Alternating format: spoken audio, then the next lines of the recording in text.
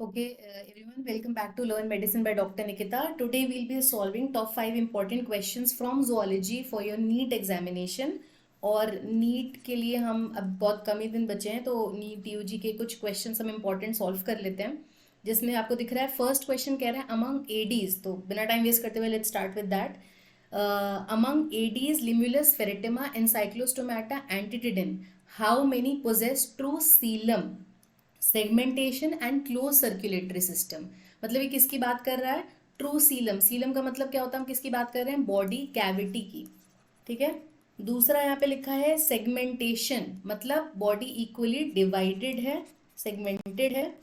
और close circulatory system, close circulatory का system का मतलब होता है आपकी बॉडी में ब्लड वेसल्स प्रेजेंट हैं, प्रॉपर चैनल्स प्रेजेंस हैं, आर्टरीज है, आर्टरीज हैं, वेन्स हैं, ये सारी चीजें प्रेजेंट हैं और ब्लड उन्हीं में फ्लो कर रहा है, ना कि ओपनली, जो ओपन सर्कुलेटरी सिस्टम में होता है। तो इनमें से कितने ऐसे जो यहाँ पे एग्जांपल्स दिए गए हैं, अब यहाँ पे इन लोगों ने कंफ्यूज करने के लिए काम करा ये है कि they have not given you the name of the phylum, जो हमें जिससे डायरेक्टली याद रहता है। इन लोगों ने क्या करा है, the question says the name of the animal. So पहले आपको ये आइडेंटिफाई करना है कि कौन सा इसमें एनिमल किस फाइलम में आता है। तो Aedes mosquito, Aedes belong to arthropoda, arthropod में आता है। लिम्यूलस, लिम्यूलस भी आर्थ्रोपोड में आएगा, जो हम बात करते हैं ह्यूमन हुकवर्म, सॉरी, लिम्यूलस मतलब हमारा horseshoe crab. Limulus means the horseshoe crab, ये भी आपका आर्थ्रोपोड में आ जाता है। देन आता है फेरेटिमा। चलो, फेरेटिमा एंड साइक्लोस्टोमेटा एंटिडिन, यहाँ पे बात कर लेते हैं। फर्स्ट क्वेश्चन में आ जाते हैं हमारा लिम्यूलस। लिम्यूलस किसको बोलते हैं? अर्थवॉर्म को। तो अर्थवॉर्म किस क्लासिफिकेशन में आता है? Earthworm belongs to the classification of annelida. ठीक है। और एनिलिडा में हमें बात पता है कि एनिलिडा में क्लोज सर्कुलेटरी सिस्टम भी होता है, सेगमेंटेशन भी होता है और सिमेट्री भी प्रेजेंट होती है। और सीलम, सीलम भी प्रेजेंट होता है, ट्रू सीलम भी प्रेजेंट होता है। नेक्स्ट इन लोगों ने लिखा है, द नेक्स्ट एग्जाम्पल इज एनसाइक्लोस्टोमेटा। तो इसका एक्सप्लेनेशन भी साथ में याद करते चलेंगे क्योंकि रटना नहीं है कोई आंसर। एनसाइक्लोस्टोमेटा, तो हो सकता है ये सेम क्वेश्चन नहीं करके अगली बार ये फाइलम के नाम दे दें या एग्जाम्पल्स बदल दें, इसलिए हमें याद करना जरूरी है। एनसाइक्लोस्टोमेटा का मतलब होता है, हम यहाँ पे बात कर रहे हैं किस क्लासिफिकेशन की?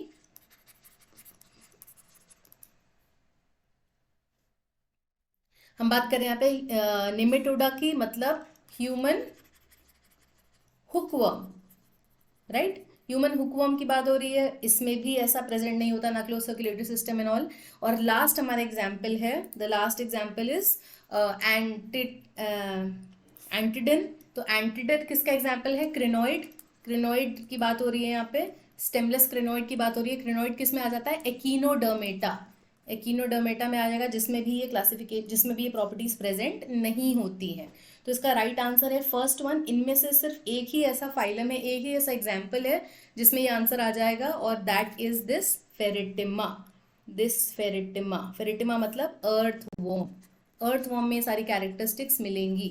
दूसरा एक फाइलम और होता है जिसमें हमें true coelom, segmentation, close circulatory system तीनों चीजें मिलती हैं, एंड दैट इज कॉर्डेट्स। अगर मैं यहाँ पे नाम लिख देती हूँ, कॉर्डेटा या कॉर्डेट्स। कॉर्डेट्स में हमारे आ जाएंगे वर्टिब्रेट्स, जैसे कि रेप्टाइल्स, बर्ड्स, मैमल्स, ये सारे।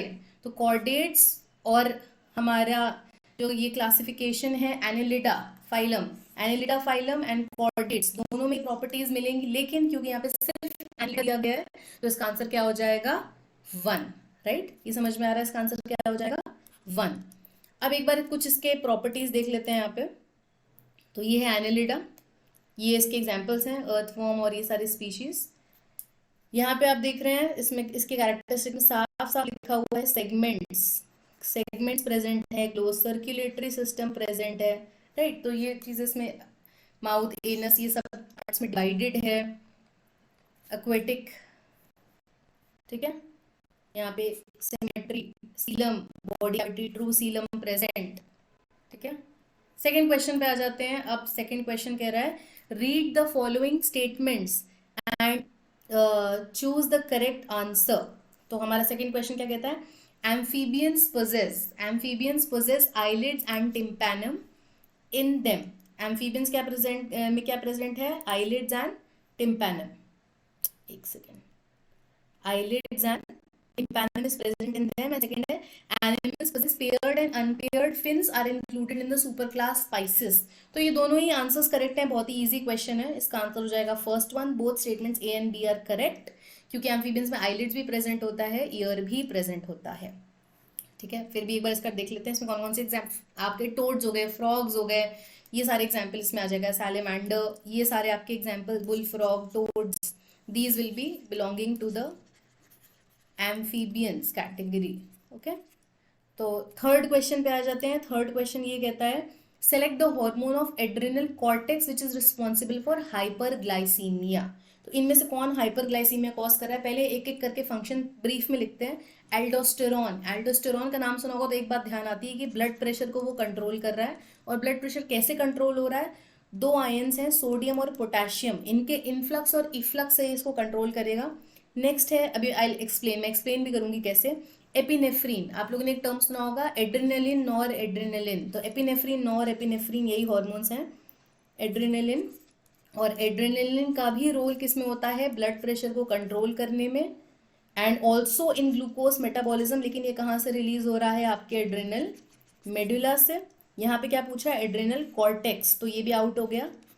नेक्स्ट है कॉर्टिसोल, कॉर्टिसोल बिल्कुल एड्रिनल कॉर्टेक्स से रिलीज होता है। कॉर्टिसोल हमारा स्ट्रेस हार्मोन है, जब स्ट्रेस बढ़ रहा है तो कॉर्टिसोल रिलीज हो रहा है, जो कि एंटी इन्फ्लेमेटरी होता है, एंटी स्ट्रेस, स्ट्रेस को डिक्रीज करेगा। तो cortisol is very much responsible for increasing the glucose concentration, ये इसका राइट आंसर है, तो ये आपका करेक्ट आंसर है कॉर्टिसोल। और लास्ट है सेक्स कॉर्टिसोइड्स, कॉर्टिकॉइड, सेक्स कॉर्टिकॉइड्स कौन कौन से होते हैं हमारे, सेक्स कॉर्टिकॉइड्स रिस्पॉन्सिबल होते हैं सेक्सुअल बिहेवियर के लिए।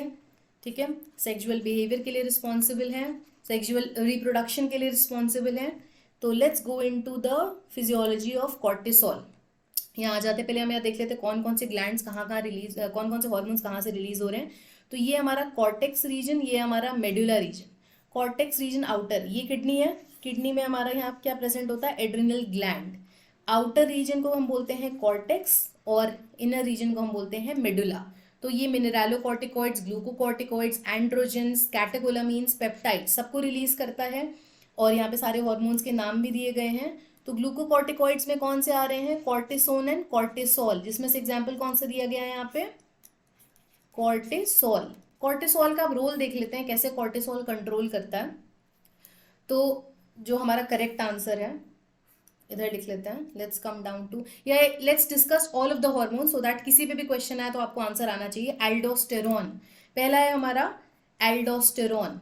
तो एल्डोस्टेरॉन क्या होता है, एल्डोस्टेरॉन सोडियम के इनफ्लक्स को रीअब्सॉर्ब करेगा और पोटेशियम को एक्सक्रीट करेगा, इसको एक्सक्रीट करेगा और इसको एब्जॉर्ब करेगा, राइट।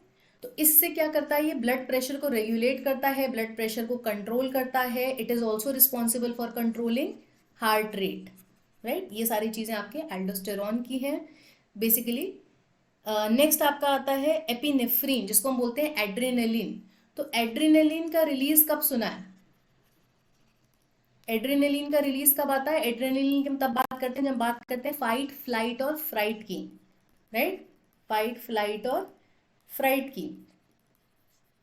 तो इस कंडीशन में जब आप बहुत स्ट्रेस में हैं, डरे हुए हैं, तो नॉर्मली क्या होता है, आपका हार्ट रेट क्या होता है, इंक्रीज हो जाता है, ब्लड प्रेशर क्या हो जाता है, इंक्रीज हो जाता है। ये भी रिस्पॉन्सिबल होता है ग्लूकोज के मेटाबॉलिज्म के लिए, this is also responsible for that. But क्योंकि ये कॉर्टेक्स से रिलीज हो रहा है, सॉरी ये मेडुला से रिलीज हो रहा है, उतना इंक्रीज नहीं कर रहा, it is controlling the metabolism of glucose.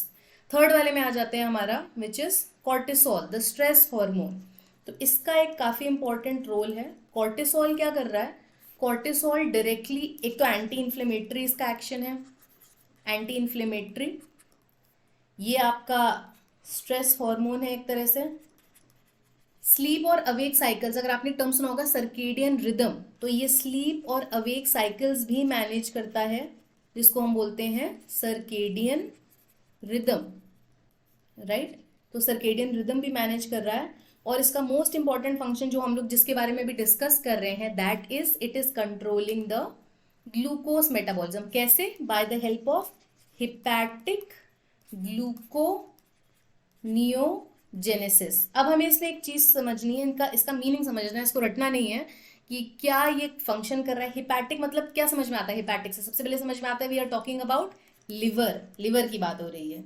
ग्लूको मतलब किसकी बात हो रही है? ग्लूकोज की बात हो रही है, राइट। नियो, नियो कब यूज करते हैं? जब हम किसी न्यू मॉलिक्यूल की बात करते हैं। और जेनेसिस का मतलब क्या होता है? फॉर्मेशन, किसी चीज का जन्म होना, फॉर्मेशन होना। तो नए ग्लूकोज मॉलिक्यूल का फॉर्मेशन हो रहा है, लेकिन कहाँ से? फ्रॉम नॉन ग्लूकोज सोर्सेस, मतलब हमारे नॉन ग्लूकोज सोर्सेस से इसका फॉर्मेशन हो रहा है। हाउ? Let's learn. तो यहीं पे पढ़ लेते हैं कि it is responsible for the formation of new glucose molecules. तो जो फैट है और जो प्रोटीन है, ये लोग ब्रेक डाउन होगा, इसका ब्रेक डाउन होगा, और ये क्या बनाएंगे? They will form glucose. इनसे ग्लूकोज बनेगा, जिसकी वजह से ग्लूकोज का कंसेंट्रेशन इंक्रीज हो जाएगा। कॉर्टिसोल का एक और फंक्शन होता है, कॉर्टिसोल ग्लूकोज का कंसेंट्रेशन तो इंक्रीज करता है, साथ के साथ हमारे स्केलेटल मसल्स में जो ग्लूकोज का अब्जॉर्प्शन होता है उसको भी कम कर देता है। कहाँ पे कम कर रहा है? स्केलेटल मसल्स में, राइट। और ग्लूकोज ट्रांसपोर्ट किससे होता है? ब्लड फ्लो रिसेप्टर से। तो इसमें भी ग्लूकोज का रीअब्जॉर्प्शन ही कम कर देता है। और एक हार्मोन और होता है जिसको हम बोलते हैं इंसुलिन। इंसुलिन का फंक्शन क्या होता है? इंसुलिन का काम होता है ग्लूकोज का रीअब्जॉर्प्शन करना, मतलब ब्लड से एक्सेस ग्लूकोज को रिमूव करके स्टोर कर देना। तो ये इंसुलिन के रिलीज को भी इनहिबिट करता है। तो ये कई तरह से ग्लूकोज के कंसंट्रेशन को बढ़ा रहा है। इसके ट्रांसपोर्टर्स के रोल को ब्लॉक करके उसको ट्रांसपोर्ट नहीं होने दे रहा, कहीं और नहीं जाने दे रहा, उसको स्टोर नहीं होने दे रहा, उसको यूज भी नहीं होने दे रहा मसल्स में। तो और अल्टीमेटली क्या करता है? ये ग्लूकोज के लेवल को इंक्रीज कर देता है। तो कॉर्टिसोल क्या कॉज करता है? Hyperglycaemia, right. Okay, next question पे हम आ जाते हैं। नेक्स्ट क्वेश्चन कहता है choose the incorrect match with respect to the hormone and its action. PRL, PRL का फुल फॉर्म क्या होता है? Prolactin releasing hormone, prolactin releasing hormone, right. Prolactin releasing hormone mammary glands पे एक्ट करता है, बिल्कुल सही है, इनकरेक्ट नहीं हो सकता। एमएसएच, एमएसएच का फुल फॉर्म क्या होता है? मेलानिन, एस में मतलब stimulating, melanin stimulating hormone. Melanin क्या करता है? रिस्पॉन्सिबल होता है स्किन के कलर के लिए। तो मेलानिन बिल्कुल मेलानोसाइट्स पे एक्ट करता है, स्किन कलर के लिए रिस्पॉन्सिबल होता है। ACTH, adrenocorticotropin hormone, ACTH adrenal gland पे एक्ट करता है, परफेक्ट। तो इसका इनकरेक्ट आंसर, मतलब इस क्वेश्चन का आंसर क्या है? डी, जो कि पूछ रहा है कि इनकरेक्ट क्या है। तो ये है इनकरेक्ट ऑप्शन, जीएनआरएच गोनाड्स पे एक्ट नहीं करता, डायरेक्टली किस पे एक्ट करता है? Anterior pituitary. और कहाँ से रिलीज हो रहा होता है? एंटीरियर पिट्यूटरी या पिट्यूटरी पोस्टीरियर पिट्यूटरी, इन पे रिलीज होने वाले, इन पे एक्ट होने वाले हार्मोन कहाँ से रिलीज होते हैं? हाइपोथैलेमस। तो इसका एक्सप्लेनेशन देख लेते हैं क्यों इसका आंसर लास्ट वाला है। तो जीएनआरएच पे आ जाते हैं। तो जीएनआरएच पाथवे में क्या है? गोनाडोट्रोपिन रिलीजिंग हार्मोन कहाँ से रिलीज होता है? हाइपोथैलेमस से। हाइपोथैलेमस कहाँ प्रेजेंट होता है? ब्रेन में, राइट। तो हाइपोथैलेमस से ये रिलीज होता है। किसको टारगेट करता है? पिट्यूटरी। इस केस में किसको टारगेट कर रहा है? Anterior pituitary.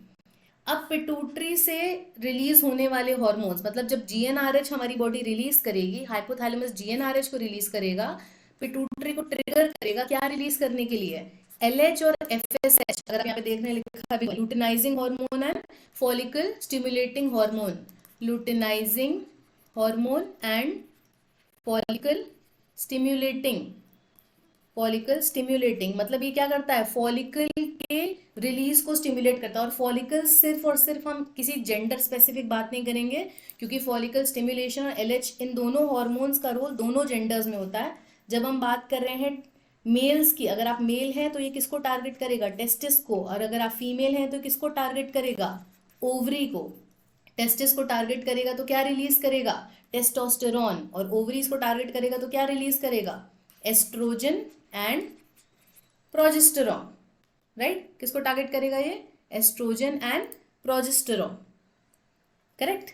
तो इसका क्या आंसर हो गया? लास्ट वाला, क्योंकि ये डायरेक्टली गोनाड्स, ये हमारे गोनाड्स हैं, ये गोनाड्स को टारगेट नहीं कर रहा, डायरेक्टली गोनाड्स को टारगेट नहीं कर रहा। किसको टारगेट कर रहा है? पिट्यूटरी को। तो हमारा जीएनआरएच पिट्यूटरी को टारगेट करेगा और पिट्यूटरी हमारे गोनाड्स को टारगेट करेगा। तो ये डायरेक्टली इसको टारगेट नहीं करेगा। और जब बॉडी में कंसंट्रेशन बढ़ जाता है टेस्टोस्टेरोन का, एस्ट्रोजन, प्रोजेस्टेरोन का, तब ये इनहिबिट करते हैं किसके रिलीज को, एलएसएच और एफएसएच के रिलीज को, राइट। तो अब हम आ जाते हैं अपने लास्ट क्वेश्चन पे, last important question. Vestibular apparatus contains, vestibular apparatus में क्या क्या प्रेजेंट है। तो वेस्टिबुलर एपरेटस, पहली बात तो ये देख लेते हैं किसके लिए रिस्पॉन्सिबल होता है, तो हमें आंसर क्लियर हो जाएगा। वेस्टिबुलर एपरेटस का काम होता है पोस्चर मेंटेन करना, बैलेंस, या फिर स्पेशियल ओरिएंटेशन। अगर हम और स्पेसिफिक बोले तो किसके लिए, स्पेशियल ओरिएंटेशन,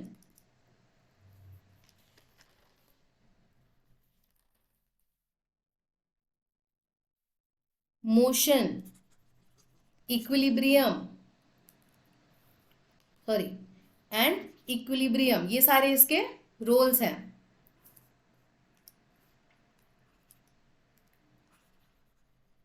इक्विलिब्रियम, ये सारे किसके फंक्शंस हैं, वेस्टिबुलर एपरेटस के। अब ये टर्म आ रहा है एपरेटस, तो मतलब कोई एक चीज तो नहीं है, कुछ चीजें मिलकर ये बनी है। तो देख लेते हैं इसका आंसर क्या है। Let's come down to this one, यहां लिख लेते हैं। तो वेस्टिबुलर एपरेटस किससे मिलकर बना है, it is made up of vestibule और दूसरा प्लस सेमी सर्क्यूलर कैनाल्स। ये किससे मिलकर बना है, वेस्टिब्यूल और 3 सेमी सर्कुलर कैनाल से मिलकर बना है, वेस्टिबुलर एपरेटस। अब वेस्टिब्यूल क्या होता है, वेस्टिब्यूल को हम ओटोलिथ भी कहते हैं, राइट। वेस्टिब्यूल को हम क्या बोलते हैं, ओटोलिथ। और ये ओटोलिथ किस क्या है, व्हाट इज वेस्टिब्यूल है या फिर ओटोलिथ, ये किस चीज को बोलते हैं, जब हम बोलते हैं यूट्रिक्यूल प्लस सैक्यूल, है ना, ये एक एपरेटस बना रहा है। यूट्रिक्यूल और सैक्यूल इज इक्वल टू वेस्टिब्यूल या फिर ओटोलिथ, ठीक है। और ये सेमी सर्कुलर कैनाल्स के साथ ये सब मिलकर क्या बना रहे हैं, वेस्टिबुलर एपरेटस। तो इसमें कॉक्लिया का तो कहीं रोल नहीं है, क्योंकि कॉक्लिया का फंक्शन क्या होता है, कॉक्लिया अगर सुना होगा तो एक चीज ध्यान में आती है, हियरिंग। कॉक्लिया रिस्पॉन्सिबल होता है सुनने के लिए और जो आपने सुना है उसको आगे ट्रांसफर करने के लिए। तो एक बार डायग्राम देख लेते हैं और क्लियर हो जाएगा। ये है हमारा year, external ear, middle ear, inner ear, ठीक। तो यहाँ पे आ रहा है, ये रहा सेमी सर्कुलर कैनाल और ये रहा आपका कॉक्लिया। तो सेमी सर्कुलर कैनाल और यहाँ पे आपका वेस्टिब्यूल सैक्यूल भी आएगा, जो मैं यहाँ वाले डायग्राम में दिखा देती हूँ। यूट्रिक्यूल ही दिख रहा है इसमें, तो खैर नेक्स्ट वाले पे आ जाते हैं। ये रहा utricle, saccule and the semi circular canals, ये मिलकर क्या बना रहे हैं, वेस्टिबुलर एपरेटस, ठीक है। कॉक्लिया इसका पार्ट नहीं है, कॉक्लिया इनर ईयर का पार्ट है पर not a part of vestibular apparatus. ये किसके लिए रिस्पॉन्सिबल होता है, हियरिंग के लिए। तो ये आंसर से ही बाहर हो गया। तो देख लेते हैं कॉक्लिया कहाँ कहाँ पे दिया हुआ है। कॉक्लिया सब जगह पे इन्होंने लिखा हुआ है, यहाँ लिखा है, यहाँ लिखा है, यहाँ लिखा। तो ऑब्वियसली 3 ऑप्शंस नहीं है, इसका राइट आंसर क्या है, B option, this is the right answer. तो आई थिंक सो आपको ये सारे क्वेश्चन सॉल्व हो गए होंगे। नेक्स्ट लेक्चर में हम बाकी क्वेश्चन सॉल्व करेंगे। इफ़ यू फाइंड कोई ऐसा टॉपिक जो आपको लगता है इंपॉर्टेंट है, नीट से पहले डिस्कस करना है, क्विकली रिवाइज करना है, किसी क्वेश्चन का आंसर नहीं समझ में आ रहा है, तो कमेंट सेक्शन में जल्दी से उसका क्वेश्चन टाइप करिए, वो टॉपिक लिखो। बिफोर योर नीट एग्जाम आता है, हम उससे पहले वो जल्दी से रिवाइज कर लेंगे। All the best for your NEET UG examination. Do like, share and subscribe the video and follow Learn Medicine by Dr. Nikita. So I'll be posting more videos if you like this one. Thank you.